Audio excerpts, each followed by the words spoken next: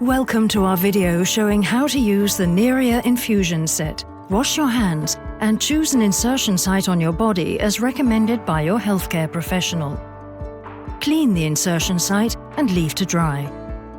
Open the package and take out the content. Connect the tubing to the pump. Grab the wings and fill the infusion set with the medication according to the instructions provided by the pump manufacturer. Be sure there is no air in the tubing. Remove the paper from the adhesive tape. Remove the needle guard with a gentle twist and pull. Insert the needle at a 90-degree angle. Gently press the adhesive tape onto the skin. Thank you for watching this film.